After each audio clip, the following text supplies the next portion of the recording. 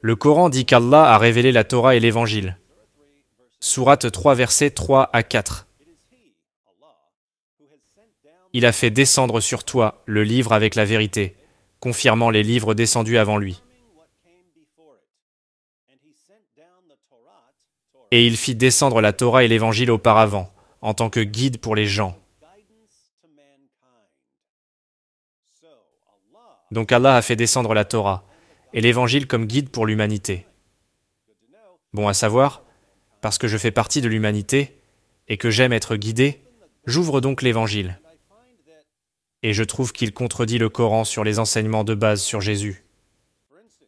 Par exemple, dans Marc 9, verset 31, Jésus dit à ses disciples, et il leur dit, « Le Fils de l'homme sera livré entre les mains des hommes. Ils le feront mourir, et 3 jours après qu'il aura été mis à mort, il ressuscitera. » Dans Marc 10, verset 45.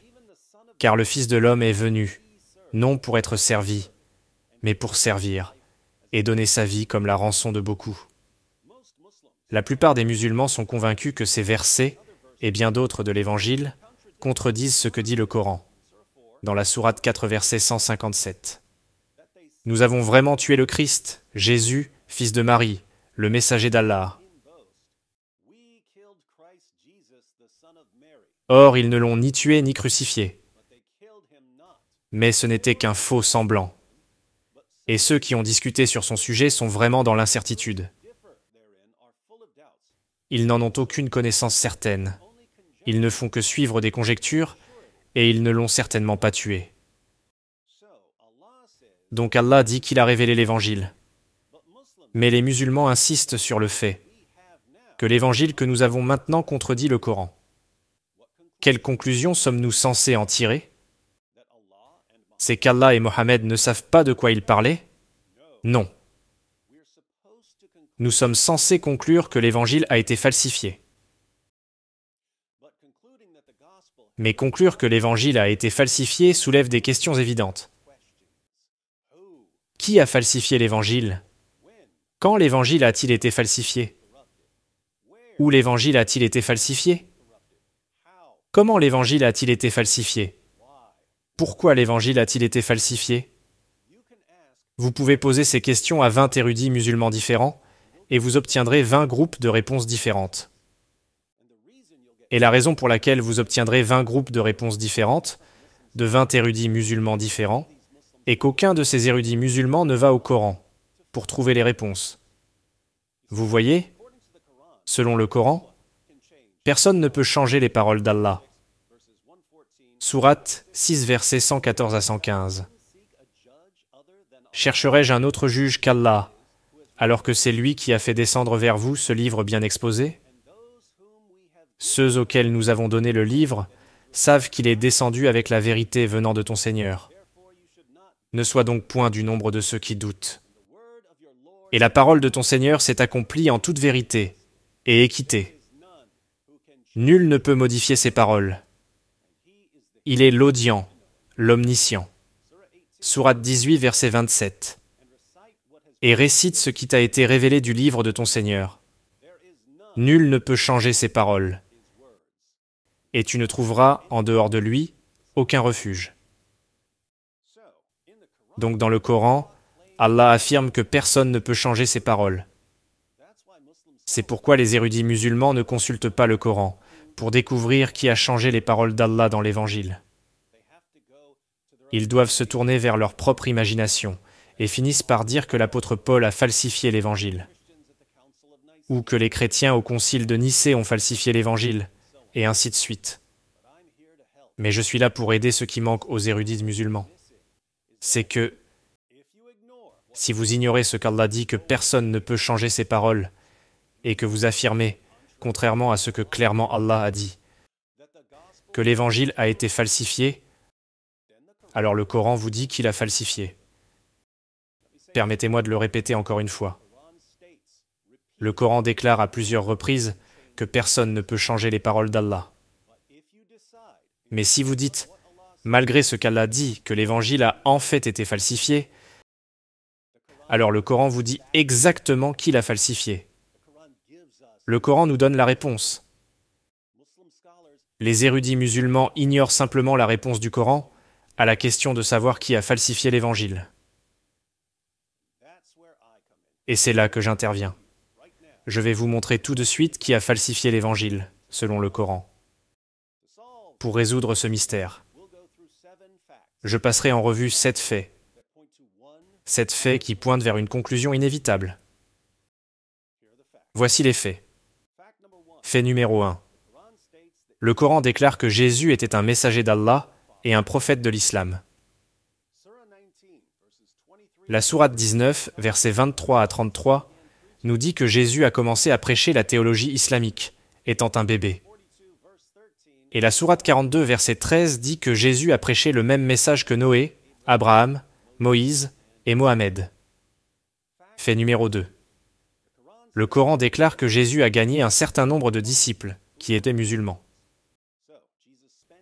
Donc Jésus a passé toute sa vie à prêcher l'islam, et il a réussi.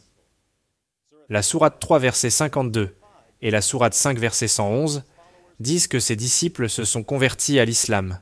Fait numéro 3. Dans le Coran, Allah promet à Jésus que ses disciples seront supérieurs aux incroyants jusqu'au jour de la résurrection. Sourate 3, verset 55.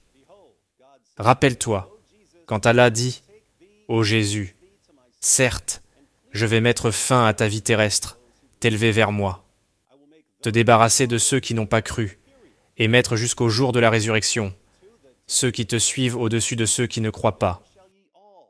Puis, c'est vers moi que sera votre retour, et je jugerai entre vous ce sur quoi vous vous opposiez. Puisque le jour de la résurrection n'est pas encore arrivé, la promesse d'Allah est toujours en vigueur. Fait numéro 4. S'il y avait des Juifs du 1er siècle qui se sont convertis à l'islam grâce à la prédication de Jésus, ils n'ont pas duré très longtemps.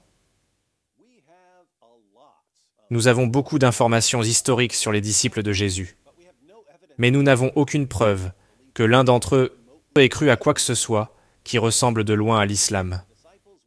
Les disciples dont nous avons des archives ont proclamé la mort de Jésus, sa résurrection et sa divinité. Donc si Jésus avait des disciples musulmans, comme le prétend le Coran, ils étaient tellement insignifiants et sans conséquence que nous n'avons aucune trace d'eux, ou même qu'ils aient jamais existé. Ils ont dû être remplacés d'une manière ou d'une autre très tôt, puis ils ont complètement disparu de la mémoire. Fait numéro 5. Selon l'islam dominant.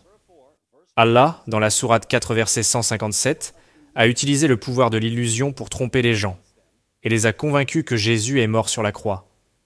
L'histoire montre que les premiers disciples de Jésus étaient convaincus qu'il était mort sur la croix, et qu'il était ressuscité des morts. Mais selon l'islam orthodoxe dominant, où les disciples ont-ils eu l'idée que Jésus est mort sur la croix? Ils ont eu cette idée en provenance d'Allah, qui a trompé les gens pour leur faire croire que Jésus a été crucifié. Allah a miraculeusement déguisé quelqu'un d'autre, l'a fait ressembler à Jésus. Puis cette autre personne a été crucifiée. Et Allah, par le pouvoir de l'illusion et de la tromperie, a fait croire aux gens que c'était Jésus. Donc lorsque nous ouvrons l'évangile que nous avons, et que nous lisons à propos de Jésus mourant sur la croix, cette croyance ne vient pas de l'apôtre Paul. Cette croyance ne vient pas des dirigeants chrétiens du concile de Nicée. Cette croyance vient d'Allah. Fait numéro 6. Le Coran déclare qu'Allah a aidé à propager le christianisme. Une fois qu'Allah a réussi à tromper d'innombrables personnes, les trompant en leur faisant croire que Jésus est mort sur la croix, il a travaillé avec diligence pour aider les chrétiens à diffuser leur message. Sourate 61, verset 14. Ô vous qui avez cru, soyez les alliés d'Allah, à l'instar de ce que Jésus, fils de Marie, a dit aux apôtres. Qui sont mes alliés pour la cause d'Allah? Les apôtres dirent, nous sommes les alliés d'Allah. Un groupe des enfants d'Israël crut, tandis qu'un groupe nia. Nous aidâmes donc ceux qui crurent contre leur ennemi, et ils triomphèrent. Ce verset nous dit qu'Allah a aidé les disciples de Jésus contre les Juifs qui l'ont rejeté, et que ces disciples sont finalement devenus, avec l'aide d'Allah, prédominants. Les seuls chrétiens qui ont pris le dessus sur les autres étaient des chrétiens qui croyaient en la mort, la résurrection et la divinité de Jésus, qui sont toutes pourtant de fausses doctrines, selon l'islam orthodoxe dominant. Donc si ces chrétiens sont devenus dominants, grâce à la puissance d'Allah, nous ne pouvons que conclure qu'Allah a aidé à propager un message falsifié. Fait numéro 7. Le Coran affirme l'inspiration, la préservation et l'autorité des écritures chrétiennes, dans la sourate 7, verset 157. Allah fait référence à ceux qui suivent le messager, le prophète illettré qu'ils trouvent écrit avec eux dans la Torah et l'Injil. Il s'agit de juifs et de chrétiens qui lisent soi-disant Mohammed dans la Torah et l'Évangile, qui sont avec nous. Dans la sourate 5, verset 47, Allah dit que les gens de l'Évangile jugent d'après ce qu'Allah y a fait descendre. Ceux qui ne jugent pas d'après ce qu'Allah a fait descendre, ceux-là sont les pervers. Pourquoi Allah nous ordonne-t-il de juger par l'Évangile, alors qu'il sait que nous avons un Évangile falsifié? Sourate 5, verset 68. Allah dit à Mohammed de dire aux Juifs et aux chrétiens, dit, aux gens du livre, vous ne tenez sur rien, tant que vous ne vous conformez pas à la Torah et à l'Évangile, et à ce qui vous a été descendu de la part de votre Seigneur. Comment pouvons-nous rester fidèles à l'Évangile si nous n'avons pas l'Évangile? Ces passages et bien d'autres du Coran supposent que nous avons toujours l'Évangile, inspiré, préservé et faisant autorité. Donc Allah a révélé l'Évangile. Mais l'Évangile que nous avons dit que Jésus est mort sur la croix, ce qui, selon nos amis musulmans, contredit le Coran. Et ils nous disent que l'Évangile a dû être falsifié, parce qu'il contredit le Coran. Bien. Qui l'a donc falsifié? Ne blâmez pas l'apôtre Paul. Ne blâmez pas du tout les chrétiens. Blâmez Allah. Si les musulmans veulent croire que l'Évangile a été falsifié, ils doivent croire qu'Allah est celui qui l'a falsifié. Et maintenant, nous avons quelques questions pour nos amis musulmans. Premièrement, pourquoi Allah a-t-il falsifié le message de Jésus et par ce fait, détruisant tout ce que Jésus a travaillé si dur pour accomplir? Deuxièmement, pourquoi Allah a-t-il dit à Jésus que ses disciples seraient supérieurs aux incroyants jusqu'au jour de la résurrection? Allah ne savait-il pas qu'ils étaient sur le point de falsifier le christianisme en faisant croire aux gens que Jésus était mort sur la croix? Troisièmement, si l'Évangile fut révélé par Allah, comme le prétend le Coran, pourquoi ne l'a-t-il pas préservé au lieu de le falsifier? Quatrièmement, une fois que l'Évangile fut falsifié par Allah, pourquoi Allah a-t-il aidé les chrétiens à propager cet Évangile falsifié, au lieu de corriger? Cinquièmement, si l'Évangile a été falsifié au 1er siècle par Allah lui-même, pourquoi Allah a-t-il ordonné aux chrétiens de l'époque de Mohammed de juger par ce livre falsifié? Sixièmement, si Allah trompe les gens qui suivent ses prophètes, comme il a trompé les disciples de Jésus, comment les musulmans savent-ils qu'il ne les trompe pas en ce moment? Septièmement, puisque le message de Jésus a été falsifié par Allah, qu'est-ce que Jésus a finalement accompli selon l'islam? Puisque ses disciples ont fini par prêcher un faux message, tout cela grâce à Allah. En mettant tout cela ensemble, nous avons résolu le mystère. Et nous savons maintenant qui a falsifié l'Évangile. Quand il a falsifié l'Évangile? Comment il a falsifié l'Évangile? Et pourquoi il a falsifié l'Évangile? Voici ce qui s'est passé. Allah a envoyé Jésus aux enfants d'Israël.